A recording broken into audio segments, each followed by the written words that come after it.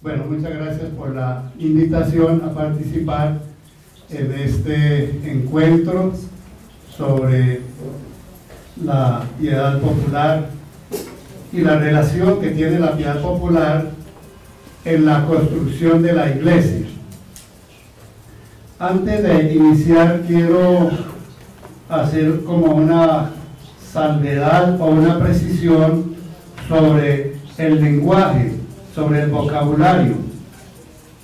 En Puebla, 1979, se utilizan varias expresiones. La más común, religiosidad popular, como se había hecho en Medellín en 1968. Se habla de catolicismo popular porque en Evangelii Nunciandi el Papa Pablo VI pues recuerda que se trata de un catolicismo popular, no de otras religiosidades exteriores o fuera, ajenas a la vida cristiana. También se habla de religiosidad en general, se habla de religión popular, de fe popular y de esa preciosa fe. Aquí al principio de esta charla vamos a utilizar más que todo el término religiosidad popular, pero después nos ceñiremos a la expresión piedad popular, que es prácticamente la expresión que se ha utilizado en Aparecida en el año 2007. Entonces, al principio seguramente tendremos esa referencia al vocabulario. El título que me han asignado para esta charla es Teología de la Devoción Popular en la edificación de la Iglesia. Entonces, en esa relación nos vamos a centrar un poco porque hay muchos más aspectos temáticos que se podrían tratar.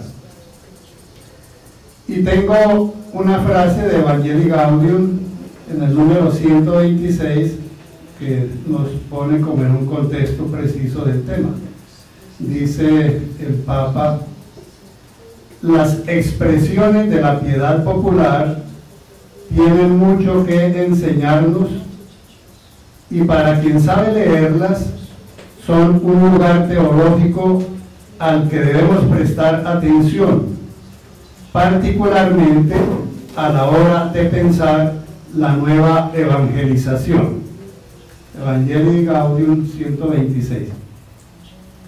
Y el propósito de lo que yo he preparado para compartir con ustedes pues es contribuir al logro del objetivo del Congreso con una reflexión teológica desde la perspectiva temática señalada, ofreciendo a los participantes algunas propuestas de abordaje teológico, algunas, no es una expresión pues de toda la teología dogmática que se puede tener en cuenta, cosa que se hizo en una tesis doctoral, pero centrado en Colombia.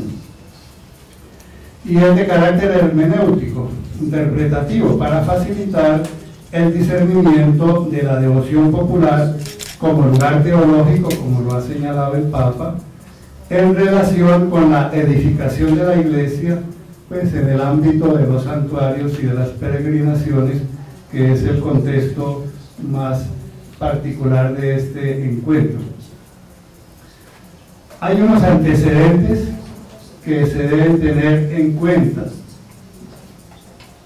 En el 7º encuentro de CIRAL, realizado en Santiago de Chile del 1 al 7 de marzo de 1983, ya hace mucho tiempo para muchos de ustedes, que fue preparatorio para el capítulo general de Roma, se abordó el tema general de la religiosidad popular y sus implicaciones en la evangelización, donde se plantearon las siguientes inquietudes. Entre comillas, dice, criterios, como los temas, criterios para evaluar la religiosidad popular en un contexto cristiano, la religiosidad popular y la práctica sacramental, aceptación de las manifestaciones de la religiosidad popular en la iglesia institucional, relación entre la religiosidad popular y el compromiso social en su lucha por la justicia, cómo canalizar en la predicación cristiana estas manifestaciones y prácticas de la religiosidad popular. Esos fueron los temas planteados en esa reunión en 1983. Yo soy tan mayor que asistí a esa reunión, entonces hace muchos años ya. Eso se publicó en la revista Cidal en el número 32, en la página 11, de una revista que creo que no ha continuado. Se ha de tener en cuenta que durante las últimas décadas se ha incrementado la reflexión teológica y pastoral en torno a la religiosidad popular en la región, en América Latina, pero también en Europa, especialmente en España, en torno a las prácticas devocionales marianas en Sevilla. Pues hay bastante literatura y documentos oficiales de la Iglesia de Sevilla también, por poner un ejemplo. Entre otras circunstancias, por el interés prestado por las conferencias generales del Episcopado Latinoamericano y del Caribe, especialmente en Puebla, bueno, en Medellín en 1968, en Puebla en 1979, en Santo Domingo en 1992 y últimamente en Aparecida en el año 2007. Pues en continuidad con algunas observaciones o propuestas que se habían hecho en el Concilio Vaticano II, sobre todo en la Constitución Sacrosanctum Concilium sobre la liturgia, y esa preocupación de acercar la liturgia oficial, digámoslo así, a la piedad popular, pues ha sido una constante tanto en la reflexión teológica y pastoral como en las preocupaciones de la evangelización en la región y en general en todo el ámbito de la Iglesia. Durante ese tiempo, desde 1968 para acá, se han realizado distintos eventos de carácter teológico y pastoral. Se emitieron diversos documentos eclesiales en torno a la religiosidad popular en Latinoamérica y el Caribe, especialmente sobre los santuarios. También la institución eclesial ha incursionado en el asunto, en la cuestión de manera oficial, a través del directorio sobre la piedad popular y la liturgia, principios y orientaciones, que el obispo nos mencionó o nos recordó ayer en su intervención, un documento que proviene del año 2001. Digamos, la Iglesia oficialmente ha tomado y ha señalado unos principios, unas directrices de cómo armonizar, de cómo relacionar constructivamente la piedad popular en todas sus manifestaciones con la liturgia propiamente dicha, como se había señalado en Sacrosanctum Concilium en el número 13, un parrafito pequeño que invita a la Iglesia a estudiar ese tema.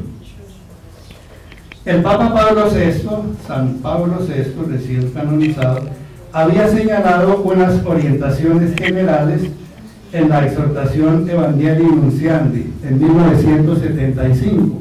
El año anterior se había celebrado el Encuentro Mundial sobre Evangelización. Desde la perspectiva de la evangelización, bajo la denominación de piedad popular. Allí, en el número 48 de Evangelii Nunciandi, se expresa toda una directriz teológica y pastoral y hacia la evangelización, por supuesto, sobre la piedad popular. Voy a leer ese número porque de alguna manera, comenzando esta reflexión, tenemos como una visión sintetizadora del tema.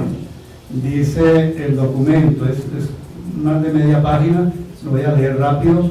Con ello estamos tocando un aspecto de la evangelización que no puede dejarnos insensibles, es decir, con el tema de la piedad popular. Dice el Papa, queremos referirnos ahora a esa realidad que suele ser designada en nuestros días con el término de religiosidad popular. Tanto en las regiones donde la Iglesia está establecida desde hace siglos, como en aquellas donde se está implantando, se descubren en el pueblo expresiones particulares de búsqueda de Dios y de la fe, consideradas durante largo tiempo como menos puras y a veces despreciadas. Estas expresiones constituyen hoy el objeto de un nuevo descubrimiento casi generalizado. Durante el Sínodo de los Obispos, 1974, estudiaron a fondo el significado de las mismas, con un realismo pastoral y un celo admirables. La religiosidad popular, hay que confesarlo, continúa el Papa, tiene ciertamente sus límites. Está expuesta frecuentemente a muchas deformaciones de la religión, es decir, a las supersticiones. Se queda frecuentemente a un nivel de manifestaciones culturales, sin llegar a una verdadera adhesión de fe. Puede incluso conducir a la formación de sectas y poner en peligro la verdadera comunidad eclesial. Pero cuando está bien orientada, sobre todo mediante una pedagogía de evangelización, contiene muchos valores, refleja una sed de Dios que solamente los pobres y sencillos pueden conocer. Hace capaz de generosidad y sacrificio hasta el heroísmo, cuando se trata de manifestar la fe. Comporta un hondo sentido de los atributos profundos de Dios: la paternidad, la providencia, la presencia amorosa y constante. Engendra actitudes interiores que raramente pueden observarse en el mismo grado en quienes no poseen esa religiosidad: paciencia, sentido de la cruz en la vida cotidiana, desapego, aceptación de los demás, devoción. Continúa el Papa. Teniendo en cuenta esos aspectos, la llamamos gustosamente piedad popular, es decir, religión del pueblo, más bien que religiosidad. La caridad pastoral debe dictar a cuantos el Señor ha colocado como jefes de las comunidades eclesiales las normas de conducta con respecto a esta realidad, a la vez tan rica y tan amenazada. Ante todo hay que ser sensibles a ella, saber percibir sus dimensiones interiores y sus valores innegables, estar dispuestos a ayudarla a superar sus riesgos de desviación. Bien orientada, esta religiosidad popular puede ser cada vez más para nuestras masas populares un verdadero encuentro con Dios en Jesucristo. Bueno, creo que el Papa en ese número 48 de Evangelii Nunciandi nos da una síntesis de las aspiraciones que la Iglesia tiene, y hablando de los límites que tiene esta religiosidad o piedad popular, pues podemos recordar también lo que el concilio dijo a propósito de la liturgia, que es la cima del proceso de evangelización, la cumbre de la vida de la Iglesia, el centro también, pero que no llena todo, porque hay muchas más expresiones.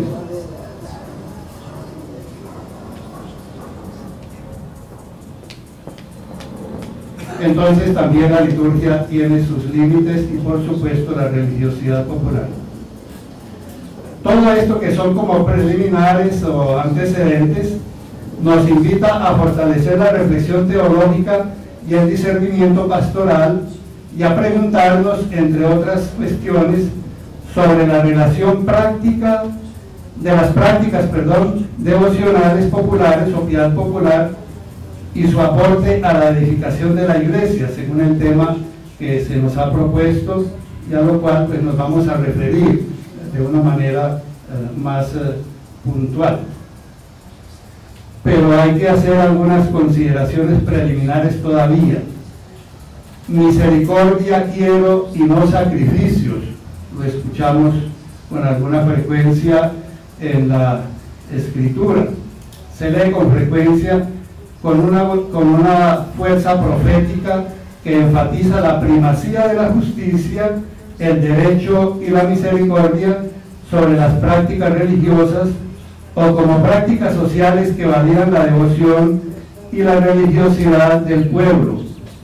Los profetas antiguos y Jesús mismo fueron abiertamente críticos ante la incoherencia entre las ritualidades religiosas y la práctica de la justicia, o sobre la manipulación de las prácticas religiosas con fines y propósitos indebidos, por decirlo de una manera sencilla. Pues el Papa Francisco en Evangelii Gaudium se refiere a esa relación entre el sacrificio y la justicia, citando un texto de Santo Tomás. Ahora al final les daré unos textos de Santo Tomás pues, que tienen relación con esto. Dice el Papa, citando la Suma Teológica, segunda, cuestión 30, y hay otras referencias, dice: en sí misma, la misericordia es la más grande de las virtudes, ya que a ella pertenece volcarse en otros y más aún socorrer sus deficiencias.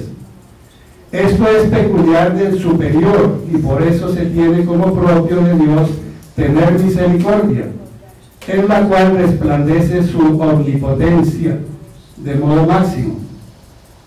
Y luego continúa Santo Tomás diciendo: no adoramos a Dios con sacrificios y dones exteriores por Él mismo, sino por nosotros y por el prójimo. Él no necesita nuestros sacrificios, pero quiere que los ofrezcamos por nuestra devoción y para la utilidad del prójimo. Por eso la misericordia que socorre los defectos ajenos es el sacrificio que más le agrada, ya que causa más de cerca la utilidad del prójimo. Entonces no enfrenta, digamos, los sacrificios a la misericordia, sino que la misericordia es como el mayor sacrificio que podemos ofrecerle a Dios, y sobre todo si se traduce en la práctica de la justicia y del derecho, de la solidaridad, del amor al prójimo.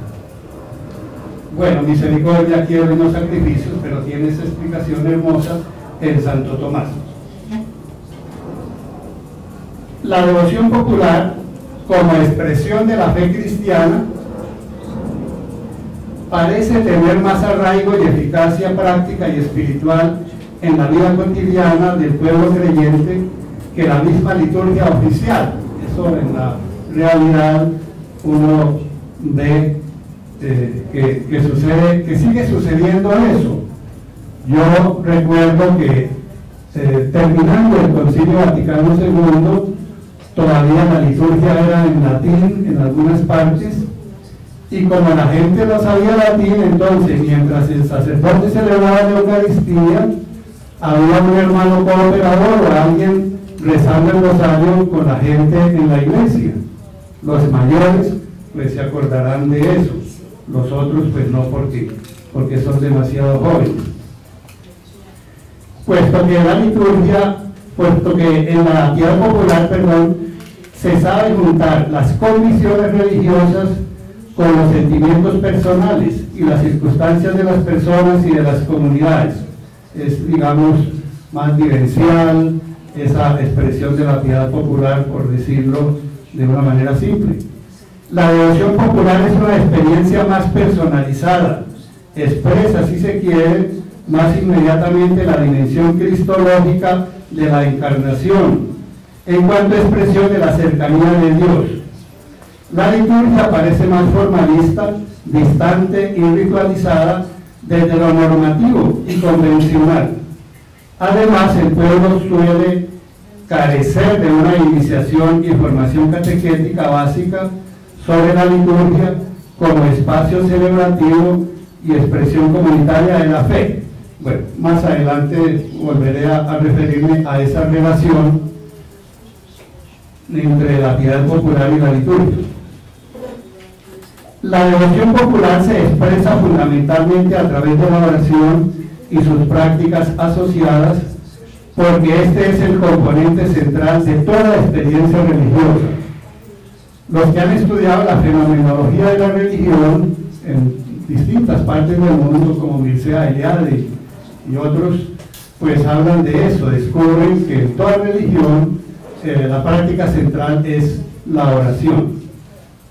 Y la oración como componente central de la experiencia religiosa es un factor de coincidencia entre la liturgia y la devoción popular, ya que en ambos espacios es central la búsqueda y la comunicación con Dios, de distintas maneras, por distintos caminos, con distintas expresiones.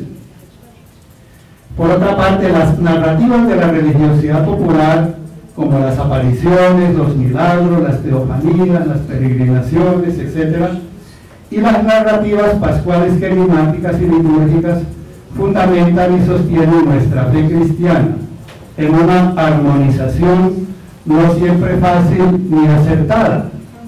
Hay muchas equivocaciones que todavía se cometen en el manejo de la liturgia y en el manejo también de la piedad popular.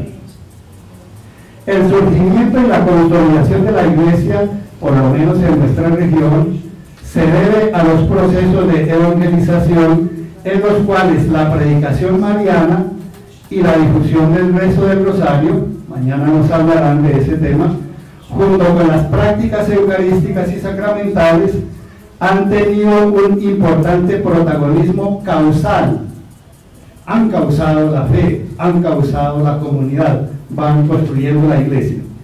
Lo cual nos autoriza a decir que la devoción popular, especialmente la devoción mariana, ha sido un factor determinante en la edificación de la Iglesia en nuestra región, junto con la devoción eucarística en sus distintas vertientes y manifestaciones.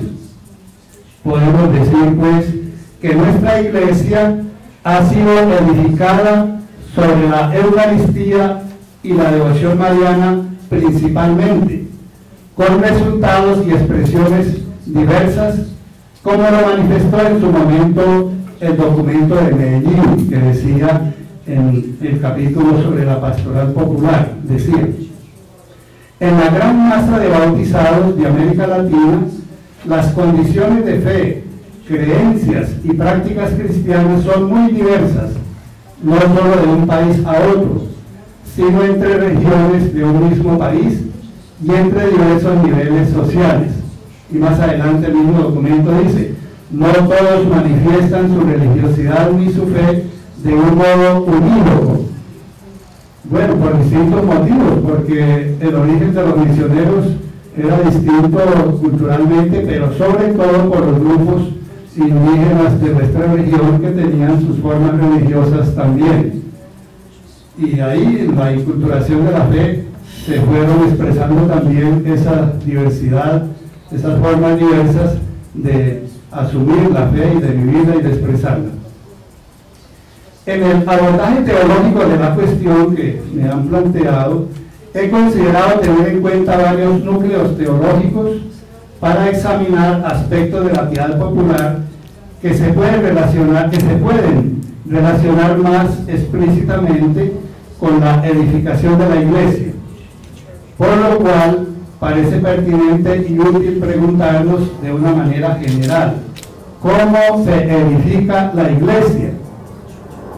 Y podemos responder también de una manera general y algo simplistamente: la Iglesia se edifica mediante el anuncio de la buena nueva del reinado de Dios con palabras y hechos, como la revelación, que es con palabras y hechos, llamando a la conversión y a la fe como encuentro con Jesucristo, Hijo de Dios, y a formar comunidad que celebra su fe y vive el amor mediante la práctica de la justicia y la misericordia, como fuerza transformadora de la sociedad, dimensión sociopolítica podríamos decir, a partir del cambio del corazón del hombre y su destino. De alguna manera en el Evangelio Iniciante, en el número 12, hay como esa visión. Entonces, ¿de qué manera se edifica la Iglesia? Podríamos resumirlo como en ese enunciado muy sencillo, pero un poco esquemático.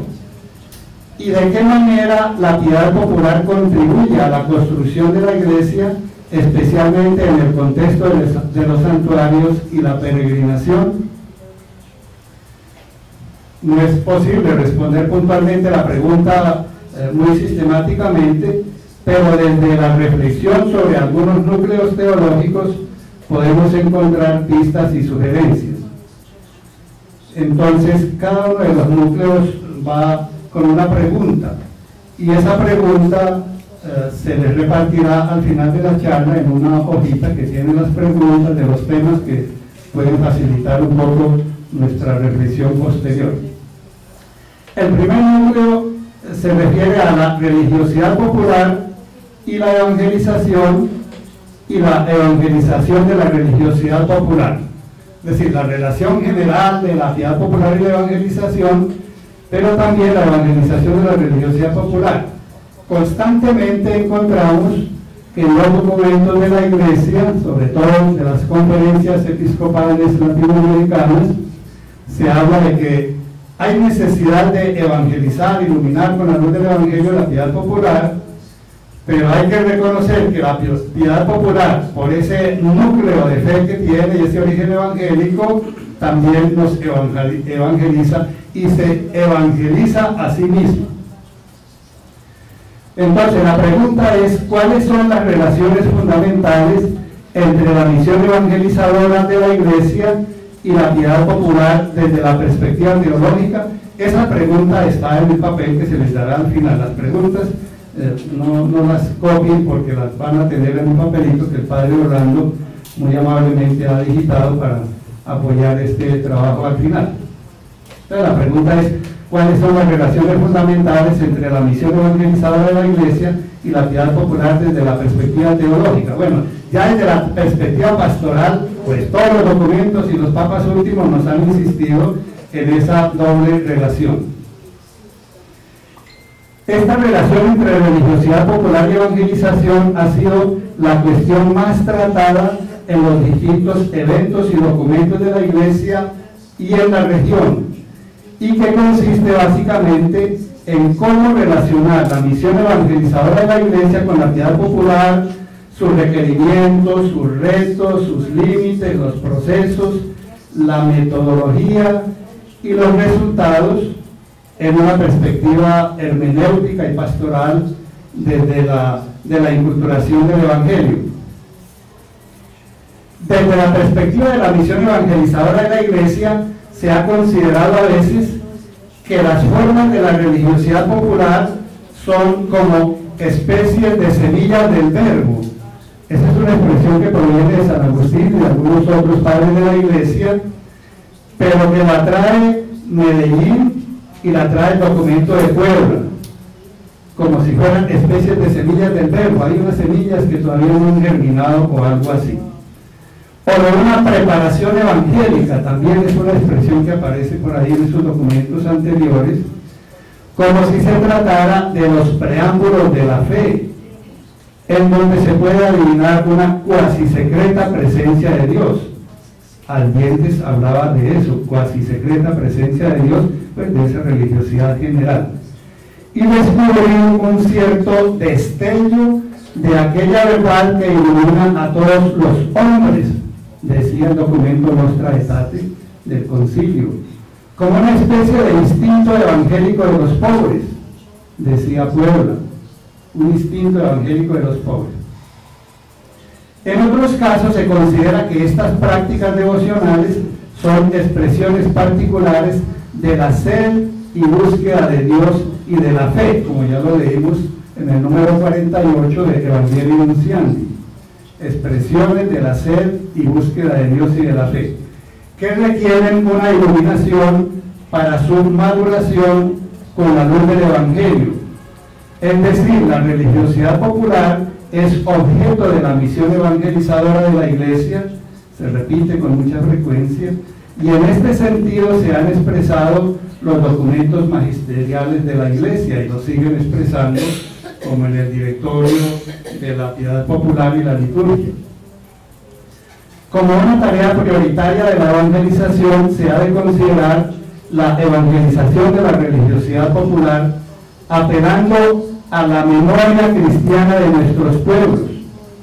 Entonces ahí se reconoce el origen evangélico cristiano de la piedad popular y de lo que se llama el catolicismo popular, porque es una memoria cristiana. Se trata de gentes que fueron bautizadas, como veremos un poco más adelante, o que han sido bautizadas y tratan de vivir su fe y perseverar en ella, ya que esta religiosidad es memoria agradecida por el don de Dios. Esas son expresiones que encuentran en los documentos: memoria agradecida, memoria cristiana de nuestros pueblos, por el don de Dios en la vida, en la salud y en el bienestar.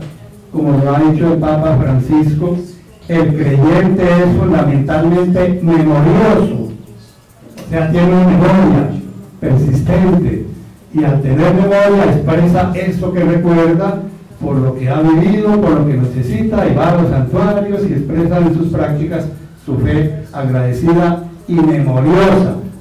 Y eso de memoriosa nos acerca un poco a la teología de la Eucaristía, hacer esto en memoria mía, el memorial. El memorial eucarístico nos puede acercar un poco a esta memoria, a esta vivencia memoriosa de la fe en la piedad popular, lo cual exige ser tratado con calidad pastoral, es una expresión constante, y mediante la pedagogía de la evangelización, de que nos ha hablado Evangelii Nunciandi, y el desarrollo de una mística de servicio evangelizador de la religión del pueblo. Ahí sí está una insistencia pastoral, generar en todos nosotros y en todos los agentes pastorales y evangelizadores una mística del servicio evangelizador de la religión del pueblo, dice Puebla en el número 462, para lo cual los santuarios se han considerado lugares privilegiados. Mañana y pasado mañana nos hablarán de eso, de evangelización, y así aprovechar en estos espacios la fuerza evangelizadora que poseen. Esa fe memoriosa tiene una fuerza evangelizadora con el testimonio, que tiene esas expresiones populares. Puebla hace mucho énfasis en eso. Podemos afirmar que la religiosidad popular tiene unas raíces evangélicas y posee una fuerza evangelizadora que es necesario discernir y encauzar desde la misión evangelizadora de la Iglesia, desde la complejidad y pluriformidad de sus contenidos, de sus estructuras simbólicas y expresiones, pero reconociendo que en general se trata de una fe cristiana de origen y sentido evangélico, como lo han expresado con frecuencia y claridad los papas y las conferencias episcopales en la región, por lo que yo conozco de la región. Se trata de un lugar teológico de evangelización que es necesario considerar a la luz del intellectus fidei, de la comprensión de la fe, de la inteligencia de la fe. La religiosidad popular no solamente es objeto de evangelización, dice Puebla, sino que en cuanto contiene encarnada la palabra de Dios, es una forma activa con la cual el pueblo se evangeliza continuamente a sí mismo. Es decir, el pueblo, viviendo esa expresión, se evangeliza, porque recordando, haciendo memoria de su fe, trata de vivirla de la mejor manera posible, se evangeliza a sí mismo. En este mismo sentido se ha expresado el Papa Francisco, dice: en la piedad popular, por ser fruto del evangelio inculturado, subyace una fuerza activamente evangelizadora que no podemos menospreciar. Sería desconocer la obra del Espíritu Santo. Vea, aparece ese reconocimiento del Espíritu Santo que actúa en la vivencia de la fe en ese campo de la piedad popular, cosa que es muy difícil explicitar, por lo que decía al principio, porque no hay una iconografía muy significativa del Espíritu Santo.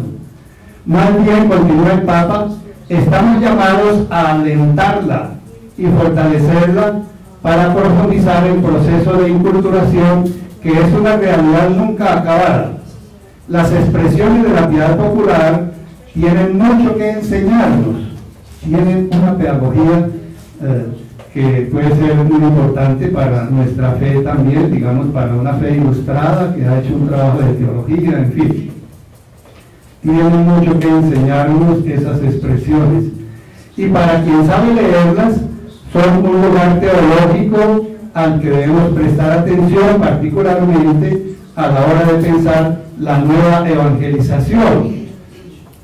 Entonces, todas esas exhortaciones de la Iglesia a través de eventos y del Papa y de todos estos documentos, pues nos van llevando no solamente a considerar que debemos evangelizar la piedad popular, sino también dejarnos evangelizar a los pobres, y cómo los pobres nos evangelizan podría ser.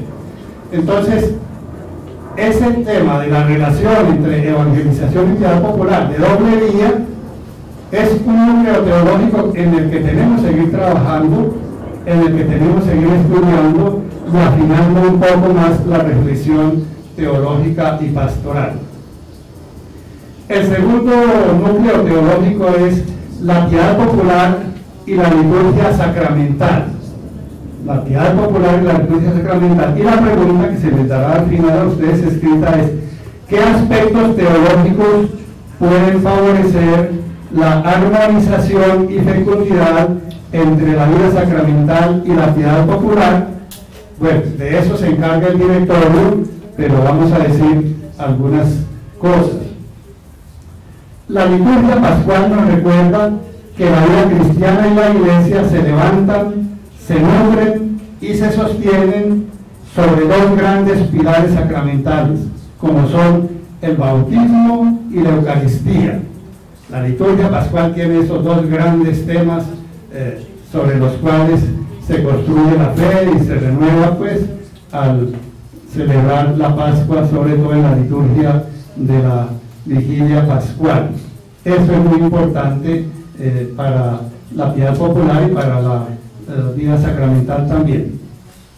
Por otra parte, la condición bautismal del pueblo es un hecho fundante y fundamental de la piedad popular, lo mismo que la práctica sacramental, así como la fuerza festiva. Ese es otro tema muy importante, la fuerza festiva preponderante y la riqueza simbólica que caracteriza en gran manera las diversas expresiones y lenguajes de la piedad popular, lo cual nos advierte sobre la importancia que tiene la cultura visual cristiana en la evangelización de la devoción popular y la necesidad de cultivar la teología de los signos y de la imagen, tanto en el ámbito litúrgico como en la piedad popular.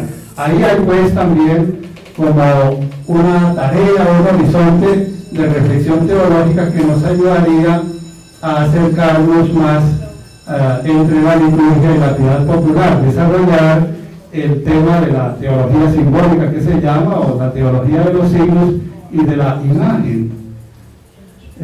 Jesús, imagen, la plenitud de la imagen de Dios y el hombre hecho a imagen y semejanza, y la imagen de Dios en el bautizado, en fin, todas esas expresiones nos deben ayudar un poco a pensar en las posibles relaciones teológicas y pastorales entre la piedad popular y la sacramentalidad bautismal, y en general en la sacramentalidad. El magisterio de la Iglesia ha invitado constantemente a favorecer la mutua fecundación entre liturgia y piedad popular, de la que hablaba Puebla, para lo cual ha señalado los principios y orientaciones en el directorio sobre la piedad popular y la liturgia a través de la Congregación para el Culto Divino y la Disciplina de los Sacramentos. Este documento de 2001, como les había dicho. En ese directorio se recogen intuiciones y orientaciones dadas por el Concilio Vaticano II, sobre todo Sacrosantum Concilio número 13, es un parrafito pequeño, pero va orientado en ese sentido. Y se precisan puntos importantes de diferenciación, convergencia y complementación, ¿no? De diferenciación entre piedad popular y liturgia, pero también de convergencia, porque hay cosas que llegan, y de complementación porque se sobreponen o avanzan o desarrollan expresiones y experiencias de la piedad popular. Entre liturgia y piedad popular, diferenciación, convergencia y complementación. Por ejemplo, el profundo sentido de lo sagrado y de la presencia de Dios en la vida son expresiones en ambos campos. El sentido comunitario, orante y celebrativo como expresión de la fe con determinados elementos culturales en la liturgia y en la piedad. La centralidad de la liturgia como expresión culminante de la vida de la Iglesia, recordando Sacrosanto Concilio número 10. Y la orientación que debe tener la piedad popular hacia esa dimensión de la celebración de la fe. Los documentos de la Iglesia en general hablan que la piedad popular hay que llevarla a que encuentre como una culminación también en la celebración litúrgica, pero a la vez que la liturgia esté impregnada de los aspectos y valores culturales de la piedad popular. El sacerdocio bautismal, por una parte, digamos, el sacerdocio de los fieles y toda la ministerialidad, y los liderazgos ministeriales un poco informales en el campo de la piedad popular. Allí en la historia de la religión o de la religiosidad de la región se recuerdan pues muchos ministerios laicales en tiempos de la colonia, de la conquista, de la primera evangelización, y así como los movimientos y esfuerzos de promoción y renovación de la vida litúrgica y una revalorización de la piedad popular con sus rasgos, sus ritmos, acentos teológicos y lenguajes característicos. También, esos son estudios que más o menos se han hecho y en el directorio aparecen los rasgos litúrgicos y de la piedad popular, los ritmos litúrgicos y de la piedad popular, los acentos teológicos de la liturgia y de la religiosidad popular y los lenguajes característicos en ambos campos de la experiencia de fe. Uno de los desafíos expresados en Puebla señalaba que era imperioso favorecer la mutua fecundación entre la liturgia y la piedad popular, que pueden causar con lucidez y prudencia los anhelos de oración y vitalidad carismática que hoy se comprueba en nuestros países. Por otra parte, la religión del pueblo, con su gran riqueza simbólica y expresiva, puede proporcionar a la liturgia un dinamismo creador. Son ideas que se repiten últimamente en los documentos de la Iglesia en la región. Tanto en la vida litúrgica y sacramental como en la piedad popular, todo debe hacer a los bautizados más hijos en el Hijo, más hermanos en la Iglesia, más responsablemente misioneros para extender el reino, contribuyendo así a la edificación de la Iglesia. Por ejemplo, el papel que han desarrollado las cofradías de distinta índole en los distintos países han fortalecido la perseverancia de la fe y han contribuido también a mantener esa fe en las comunidades, y allí en esas cofradías se ha oído mucho liderazgo misionero, mucha ministerialidad un poco informal pero efectiva. Bueno, ese es como el segundo núcleo en el que tenemos que reflexionar mucho: la piedad popular y la liturgia bautismal, la condición bautismal de quienes practican eso que el Papa Pablo VI llamó también catolicismo popular. Se desprende de o de estos anteriores un tercer núcleo, que es la condición eclesial y la piedad popular. Y la pregunta que se les dará al final es: ¿de qué manera las prácticas devocionales populares posibilitan, aportan o ayudan a la construcción de la Iglesia? ¿De qué manera? Porque en algún momento se consideraba que eso era extraño como a la Iglesia, pero considerando la Iglesia un poco en lo institucional. Lo primero que se puede plantear es la necesidad de identificar y reconocer el sentido de pertenencia y los valores de eclesialidad. Es una expresión que aparece en el directorio: valores de eclesialidad, que en diverso modo y grado se expresan en la piedad popular.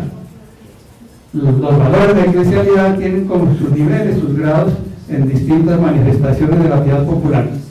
En efecto, la Iglesia ha reconocido algunos signos de eclesialidad y de pertenencia cordial a la iglesia. Es una expresión que utiliza Evangelii Nunciandi, pertenencia cordial a la iglesia, pero es hablando de los que se han alejado de la iglesia. Algún sentido cordial de pertenencia mantienen, pero igual en la piedad popular hay ese sentido cordial de pertenencia a la iglesia. Como se percibe en el respeto, Puebla hace una enumeración de los signos, percibe en el respeto filial y amor a los pastores como representantes de Dios, desde el Papa hasta los demás miembros de la iglesia constituidos en algún nivel de ministerialidad. El pueblo respeta mucho todavía, sobre todo en las áreas rurales, en los campos, en la ciudad, también en algunos sectores todavía hay mucho respeto por los sacerdotes y los ministros, las religiosas, en fin. En la capacidad de celebrar la fe en forma expresiva y comunitaria. Eso se expresa, digamos, la pertenencia eclesial. En la búsqueda de los sacramentos en los santuarios, donde se vive intensamente la piedad popular en sus diversas manifestaciones. Allí no se va solamente a expresar su piedad popular, se buscan también los sacramentos, especialmente la penitencia. En la participación y apoyo a las fiestas patronales y celebraciones especiales en las iglesias locales. El pueblo apoya mucho todas estas manifestaciones de eclesialidad en las celebraciones religiosas, en fin. En la disponibilidad, generosidad y colaboración económica para el desarrollo de las actividades y condiciones de bienestar de las iglesias locales y de sus pastores. La gente que ha vivido de esta manera la fe son los que han aportado para construir las iglesias, para organizar las parroquias, las comunidades cristianas, en fin. En el sentido de universalidad, por la capacidad de congregar multitudes.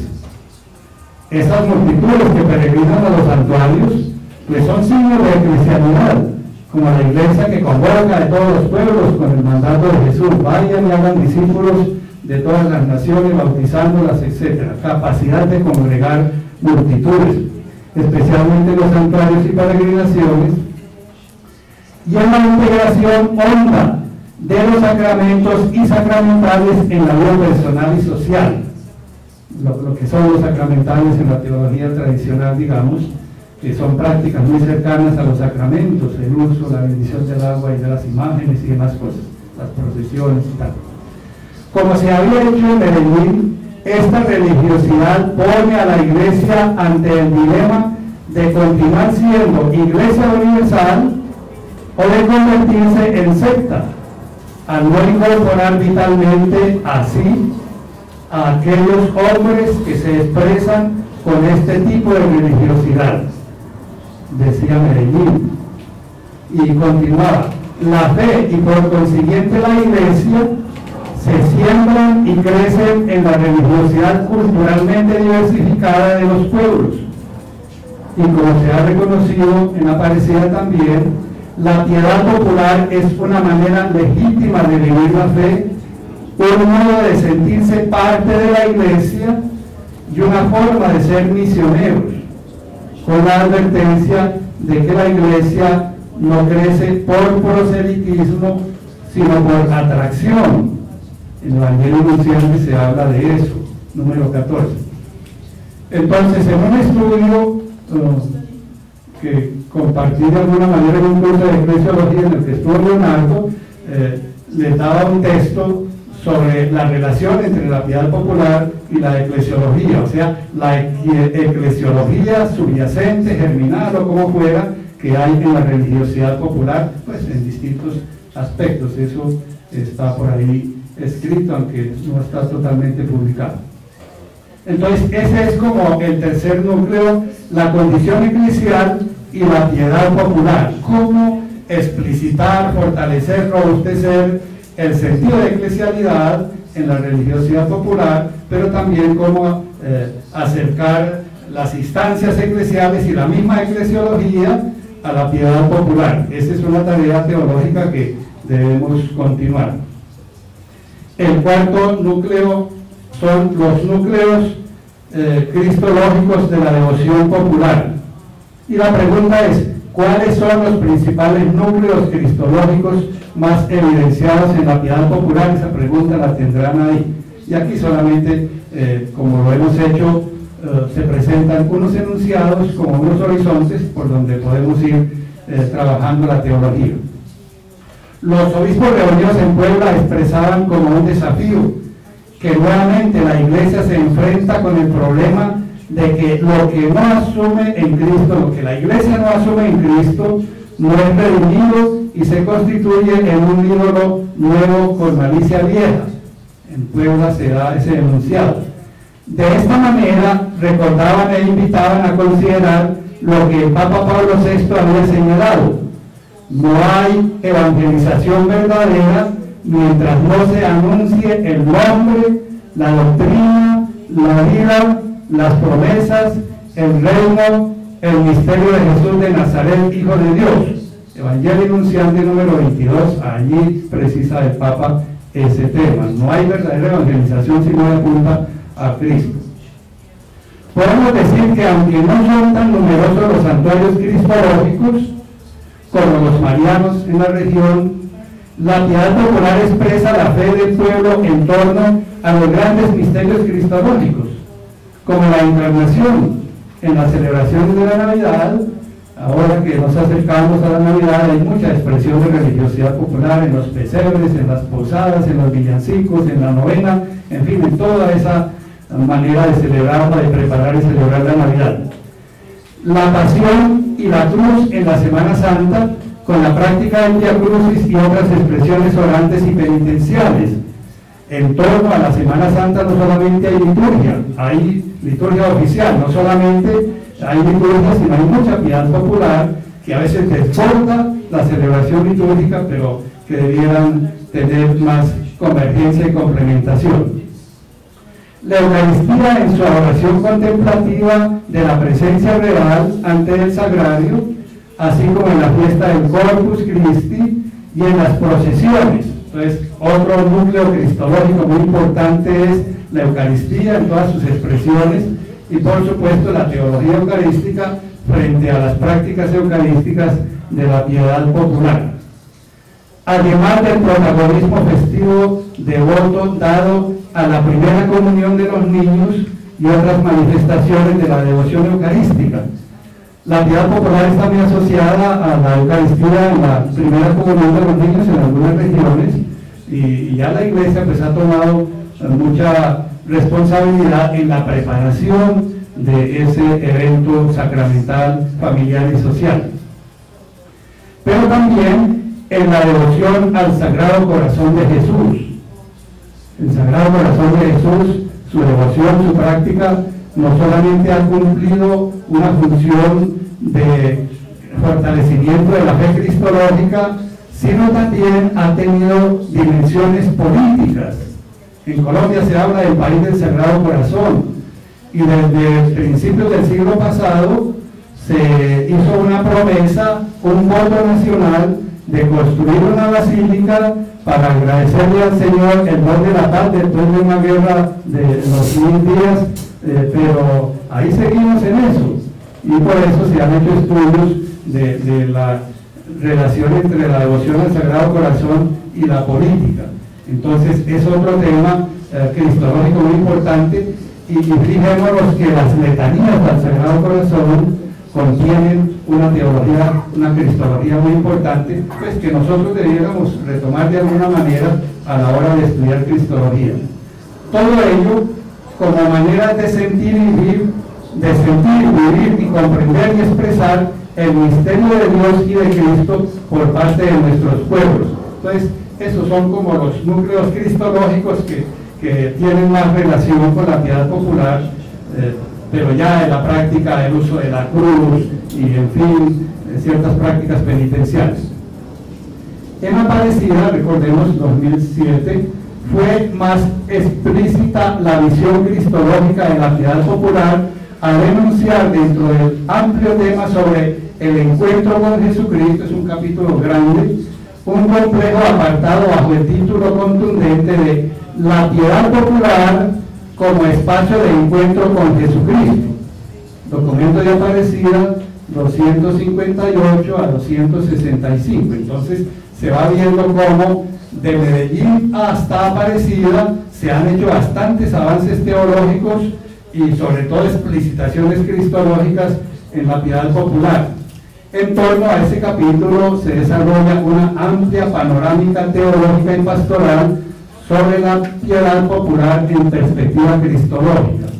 En Aparecida, ustedes buscan ahí en internet, en los celulares, y encuentran ese documento y pueden seguirlo allá.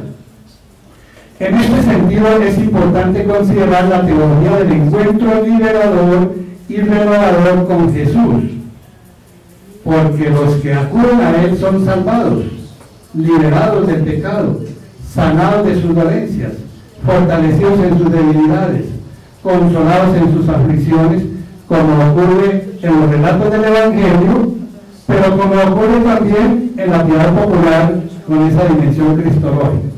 Por lo cual la piedad popular ha de expresar la alegría por el encuentro con el Señor de la vida y de la gracia que libera de las angustias y sufrimientos de la vida cotidiana de los pobres. Ahí debería haber más alegría, más festivo, más canto, más expresión liberada y liberadora. La fenomenología cristológica de la piedad popular es muy variada y encierra una riqueza extraordinaria de fe que alimenta la vida cristiana del pueblo y los sostiene en los avatares de su existencia cotidiana, aunque sin mayores conceptualizaciones teológicas ni suficientes desarrollos catequéticos. Sin embargo, con el acceso progresivo a la lectura de las Escrituras, especialmente del Nuevo Testamento, el pueblo va logrando un mayor acercamiento a la figura y mensaje de Jesucristo. Recordemos que el desarrollo de la cristología ha sido muy fuerte en las últimas décadas y el padre Christian de Kock advertía un poco sobre eso, ¿no? Que la cristología estaba como opacando la teología trinitaria o la teología propiamente dicha de una manera general. Pero bueno, el hecho es que Dios se nos ha manifestado es a través de Jesucristo. Lo conocemos es por Jesucristo, pero ese librito pequeño del padre Christian de Kock es muy interesante como advertencia de esa relación entre la cristología y la teología en un concepto más general. Bueno, todavía nos faltan unos dos aspectos, esperamos que aguantemos un poquito más. El quinto núcleo es el énfasis mariológico de la devoción popular y el santoral popular. Es otro núcleo teológico en el que tenemos que trabajar mucho en la reflexión teológica, y ahí digo unas dos cosas rápidamente. La pregunta es: ¿cuáles son los principales énfasis mariológicos cultivados en la piedad popular?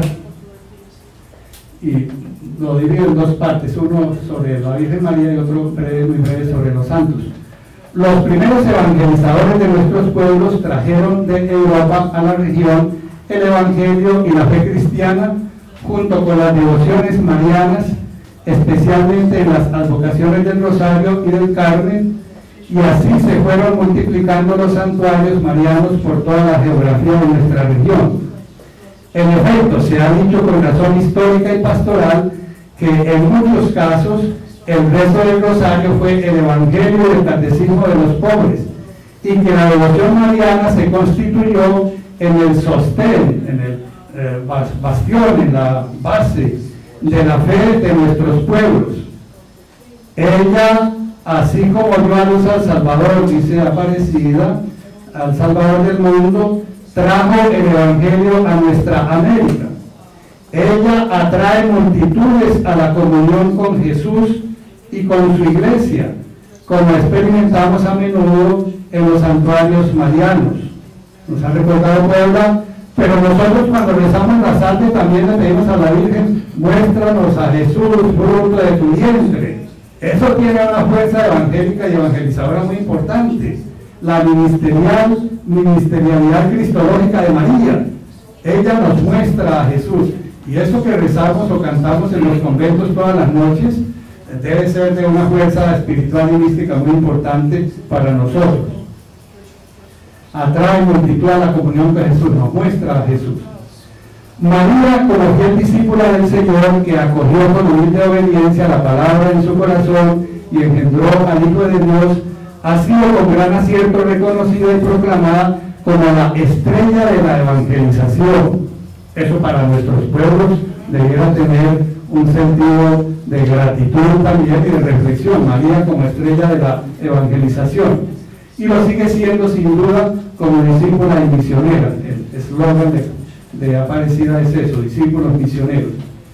Como el primer miembro de la comunidad de los creyentes en Cristo y colaboradora en el renacimiento espiritual de los discípulos. María ha ayudado sin duda a mantener la fe de nuestros pueblos con su testimonio de mujer libre, fuerte y creyente, peregrina de la fe como madre de Cristo y con su intercesión maternal y protectora. La visita de María a su prima Isabel es una peregrinación para llevar a su hijo, en fin, todo eso lo han reflexionado los padres de la Iglesia. Las letanías en honor a la Virgen María han desarrollado una amplia visión mariológica con resonancias bíblicas de un contenido doctrinal invaluable, que sería necesario retomar desde una reflexión más juiciosa, sin caer en las exageraciones de decir que de María nunca satis, que de María nunca se hablará suficiente, o quedarnos cantando solamente las glorias de María, que a veces hacemos eso, como Griñón de Montfort, de manera aislada y fuera del contexto histórico salvífico. Hay que tener cuidado porque en algún momento hubo mucha literatura teológica, pastoral, espiritual sobre la mariología, pero eran elogios de María, las glorias de María y tal. El documento de Aparecida nos ha presentado una síntesis muy acertada también y maravillosa de la mariología bajo el enunciado de María, discípula y misionera, como ya se dijo. Viene del número 266 al 272, María, discípula y misionera. Las fiestas del Rosario, del Carmen y de la Inmaculada Concepción, por poner unos ejemplos más evidentes, por lo menos para mí, han tenido y mantienen un arraigo piadoso e inspirador en el corazón devoto de nuestros pueblos y ha estimulado y sostenido la fe orante y agradecida de la piedad popular, con sus novenas de preparación, sus fiestas, imágenes y variadas ritualidades culturales, sociales y culturales. La dinámica festiva de la piedad popular es especialmente vibrante en el campo de la devoción mariana, como si el pueblo repitiera para sí mismo el saludo del ángel: alégrate María, o alégranos María, o nos alegramos con María. El pueblo es muy festivo y muy gozoso, celebrando las fiestas de la Virgen María, con Sevilla, con todos esos cantos tan hermosos, esas pullas, o como se llaman pullas, o saetas, sí, todo eso, que es hermoso, son piropos que se le cantan a la Virgen, en fin, y nosotros tenemos un cantoral mariano bastante amplio y significativo. Alégrate María. Bueno, como nos van a hablar mañana y en estos días de eso, no más. Por otra parte, el tema de los santos. Por otra parte, no hay muchos santuarios de santos en la región, pero la cultura religiosa popular ha generado una letanía santoral, una lista larga de santos, con aplicación a muchas situaciones y necesidades, de tal manera que a cada santo se le asigna y atribuye un campo de acción especializado. Hay santos para cada necesidad, para cada situación, para todo, como en las medicinas, y también santos polifacéticos en cuanto al poder que se les atribuye. Hay santos que sirven para muchas cosas, ¿no? Es un tema que toca estudiar y tratar de orientar un poco en la piedad en torno a los santos. La Iglesia nos enseña que el recuerdo y celebración de los santos se fundamenta y es razonable debido a su testimonio, porque nos estimulan con su ejemplo, como decimos en el prefacio, ya que se reconoce que han vivido la plenitud de la caridad, y también porque son intercesores nuestros ante Dios, y por tal razón se les rinde culto y veneración, y son fuente de inspiración para los creyentes y para las comunidades cristianas. Aparecida dice: su ejemplo de vida y santidad constituye un regalo precioso para el camino creyente de los latinoamericanos, y a la vez un estímulo para imitar sus virtudes en las nuevas expresiones culturales de la historia.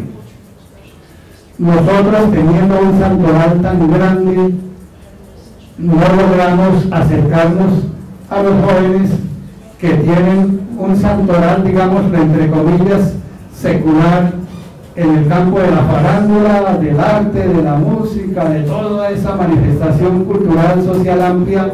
Los jóvenes siguen a esos personajes como si fueran santos, como si fueran para imitarlos, y a los deportistas.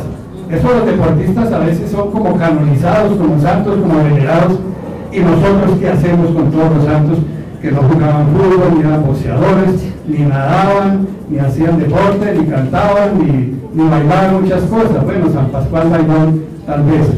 Bueno, entonces ahí tenemos que hacer algún ejercicio teológico sobre el tema de los santos. Afortunadamente, el tema de las florecillas o de esa literatura pietista de los santos ha sido reemplazada por estudios históricos, teológicos, pastorales de los santos. Hay unos libros que son como diccionarios de las vidas de los santos en distintas lenguas. En español, los paulinos han hecho unas publicaciones, entonces ahí encuentra uno ya más fundamentación sobre la realidad de los santos. La teología tiene aún tareas pendientes en torno al santoral, en orden a acercar la vida y las virtudes de los santos a los contextos actuales de la vivencia de fe de nuestros pueblos, para que llegue a comprender la enseñanza recordada con énfasis en el Concilio Vaticano II, de que todos estamos llamados a la perfección de la caridad o de la vocación universal a la santidad de la Iglesia, Lumen Gentium 39 a 42, y a reconocer que indudablemente hay mucha santidad en nuestro pueblo que vive su fe en el ámbito de la piedad popular. Entonces a los santos los busca uno en la iglesia, en los altares, en las imágenes, pero tenemos que buscar esa santidad en los rostros de nuestros hermanos, en la cara de nuestros hermanos, en la cara de nuestro pueblo. Hay mucha santidad, pues que a nosotros nos da tal vez un temor reconocerla, pero hay mucha santidad en nuestros conventos, hay mucha santidad también. Eso es bueno tenerlo en cuenta. Tal vez la preponderancia de la devoción a la Virgen María y a los santos expresen una percepción profunda de la santidad de Dios como realidad inalcanzable, y a la vez la dimensión humana e histórica de María y de los santos. Como que María y los santos están más cerca. Los ángeles se han acercado también a nosotros, porque hay mucho cultivo de la literatura y de la piedad a los ángeles, porque seguimos de alguna manera pensando que el Dios santo es un Dios lejano, inalcanzable. Entonces es alcanzable, bueno, el Señor nos dijo, Dios es alcanzable a través del amor al prójimo, ¿no? Entonces tal vez eso hace que sea más fácil para la fe acercarnos a Dios por María y por los santos y por los ángeles, en fin. Bueno, ahí hay mucha reflexión que tocará hacer. Y el último aspecto es la condición piadora del creyente. Somos piadores, vamos por la vía, por el camino. La condición piadora del creyente, la teología de la peregrinación y la escatología. Pero son solamente dos referencias que hago para que más adelante pues, podamos también profundizar en las otras conferencias. La pregunta es, ¿qué alcances tiene la conciencia de la condición peregrina o guiadora en la piedad popular? ¿Qué alcances tiene esa condición? O si es un inconsciente que se vive solamente. La condición del pueblo que peregrina es una de las expresiones más características de la piedad popular, que ha sido destacada en los distintos documentos del magisterio de la Iglesia a lo largo de la historia. En Puebla se le dedicó un amplio espacio al enunciado de pueblo peregrino. Y en Aparecida los obispos decían, destacamos las peregrinaciones donde se puede reconocer al pueblo de Dios en camino. Somos los peregrinos que vamos hacia el cielo, se canta en algunas partes, pero esa condición no es una expresión de desarraigo e irresponsabilidad con nuestra tarea terrena y nuestro compromiso histórico, sociopolítico. ha de ser un llamado a cultivar la esperanza evangélica desde nuestras realidades y variados contextos socioculturales y eclesiales. Ahí hay una tarea grande que tenemos que hacer. La búsqueda de Jesús en el santuario ha de ser un espacio culminante del encuentro con Jesús, que acompaña a sus discípulos por los caminos de la vida, recordando el pasaje de Lucas de Emaús, que acompaña a los discípulos por los caminos de la vida, les descubre el sentido de la Escritura y a la vez que suscita el ardor del corazón creyente para que no desfallezcan y se fortalezcan en el encuentro eucarístico con la comunidad pascual. Ese pasaje de los discípulos de Emaús debiera ser emblemático para la teología de la peregrinación y del tema de los santuarios. No es solamente ir, sino que tiene toda una dinámica. Por otra parte, el recuerdo piadoso y el culto a los difuntos es sin duda un componente teológico y devocional característico de la piedad popular, con mayor o menor arraigo en algunas regiones, pero con una constante significativa presencia, con una constante y significativa presencia en todos los países, el culto a los difuntos. A los que han culminado su peregrinación, a los difuntos, su peregrinación terrena, se les recuerda, se ora por ellos, se les invoca, y en su memoria se despliegan diversas ritualidades de variado colorido cultural.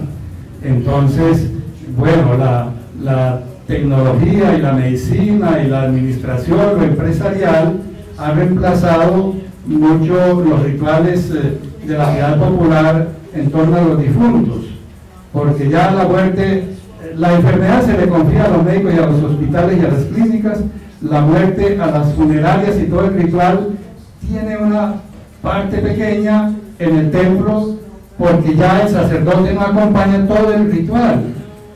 Inclusive de acompañar, en los pueblos todavía tocaba llegar a acompañar el féretro hasta el cementerio y hacer allí el ritual final, y todo eso tenía así una liturgia, pero era más piedad popular. Entonces ahí hay mucho tema también para la reflexión teológica. La escatología popular puede ser el aspecto doctrinal más estancado en el ámbito de la piedad popular, porque parece no haber superado los enunciados de los novísimos, ¿no? La muerte, el purgatorio, el limbo, bueno, eso como que ya no se nombra por ahí, el infierno y el cielo y tal. Los novísimos, la gente pensaba mucho en los novísimos. Recuerda, los novísimos era como un llamado a pensar en el más allá, a pesar de la renovación litúrgica ezequial. Bueno, los rituales sacramentales y de las exequias nos han hecho un aporte muy importante y debe ser un material que debiéramos trabajar mucho en la catequesis, por ejemplo, porque allí se hace un esfuerzo de relación pastoral, teológica de la piedad popular asociada a los distintos ritos sacramentales y a las exequias, que es importante tener en cuenta. A pesar de la renovación litúrgica de las exequias, con un mayor acceso a la Biblia, por supuesto, así como los cambios culturales sobre el tratamiento de la muerte y la variedad de expresiones de la piedad popular en torno a los difuntos. Bueno, y hay un tema que no he desarrollado, pero lo he denunciado porque en las reflexiones habrá que volver sobre ese. Tiene relación con el primero, con la relación entre piedad popular y evangelización. La piedad popular tiene que ser evangelizada, pero la piedad popular no se evangeliza.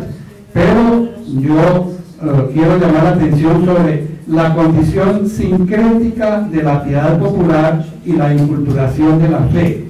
La pregunta es, ¿cuáles son los principales retos que plantea la piedad popular a los procesos de inculturación del Evangelio y a la reflexión de la fe?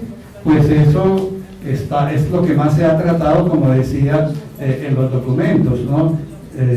El Papa Francisco habla de la fuerza evangelizadora de la piedad popular, etcétera. No voy a leer esos números, 122, 123, el 68, y el 69, que hablan de esos temas. Pues bueno, Santo Tomás de Aquino, y termino con eso, Santo Tomás de Aquino trata específicamente el tema de la religión en la suma teológica secunda, cuestión 81 a la 100, dentro de las llamadas partes potenciales de la justicia. Y veamos los temas que él trata y que tienen que ver o los podemos relacionar con la piedad popular.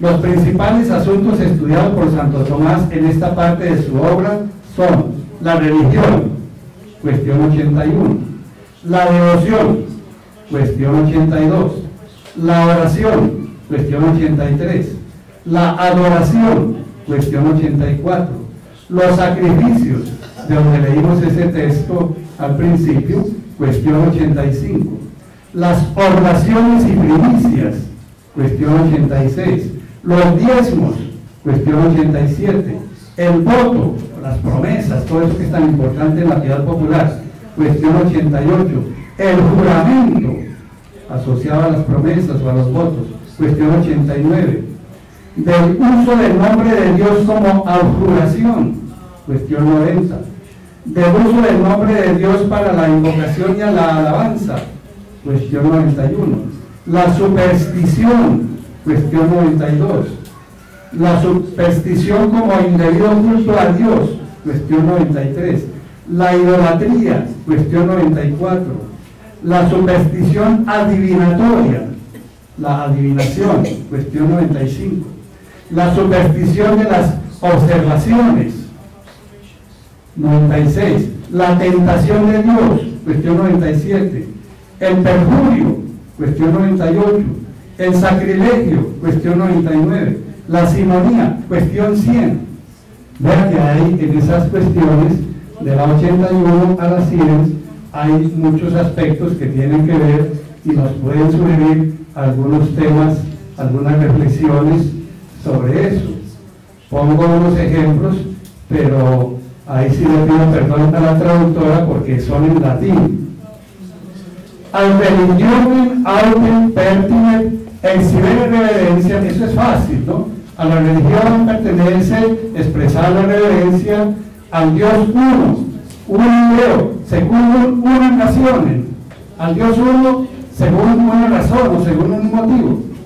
In quantum civiter est primum creationis et gobernationis reum, en cuanto que es el primer principio de la creación y del gobierno de las cosas. Bueno, la unidad de Dios y por qué se le da culto a Dios. Luego, sobre las imágenes, imaginimus non incidentur religionis cultus, no se le está culto en la religión a las imágenes, secundum por insensis considerantur, no consideradas en sí mismas, por sí mismas, digamos, quasi respiran, como si fueran por lo que son, digamos, quasi respiran, por lo que son, como cosas, como realidades, sino ser secundum possum imagines ducentes in Deum incarnatum, según son imágenes que nos conducen al Dios encarnado. Por eso la piedad popular nos acerca mucho al misterio de la encarnación a través de las imágenes y de todo eso, pero tenemos que explicitar un poco eso. Luego otro texto, mens autem humana immitent adorquo conjugantur Deus, la mente humana necesita para unirse a Dios sensibilium manusione, conducidos por las cosas sensibles, las cosas materiales. El ideo indivino culto recese es aliquibus corporalibus uti. Entonces en el culto divino necesitamos usar algunas cosas corporales. Ut eis quasi signis figurtan, como signos. Mens hominis excitetur ad spirituales actus spiritus deo conjungitur. Entonces, esos signos nos sirven para excitar, para mover la mente a unirse con Dios, pero son instrumentos, la instrumentalidad de los signos y de las imágenes. Eso hay que predicarlo, hay que enseñarlo, porque la gente como toca las imágenes, como besa las imágenes, cómo las lleva, hay que explicitar eso que son instrumentos, medios que nos recuerdan que somos imágenes de Dios, pero que nos ayudan a vincularnos, a unirnos, manos ochentes, nos conducen como de la mano al encuentro con Dios. Y el último texto, devocio aniquiladium es evidente quando untas quedam pronte tradendi se ad ea perpertiner ad Dei famulatum. Entonces la devoción es aquella voluntad que nos lleva a unir, a servir a Dios, que pertenece a todo aquello que nos lleva a servir a Dios, al famulatum Dei, al servicio de Dios. El ideo cum devocio sin actus voluntatis hominis oferentis eisum Deo, vea, como la devoción es el acto de la voluntad del hombre que se ofrece a sí mismo a Dios y a su servicio, ad eis serviendus, cuyes últimos fines. El último fin de la devoción es el servicio a Dios. Vea todo el contexto y la fuerza teológica que tiene Santo Tomás sobre estas cosas, de manera que la invitación es a que revisemos, estudiemos esas cuestiones de la segunda parte de la segunda, de la Suma Teológica, cuestión 81 a la 100. Bueno, muchas gracias y perdonen la demora.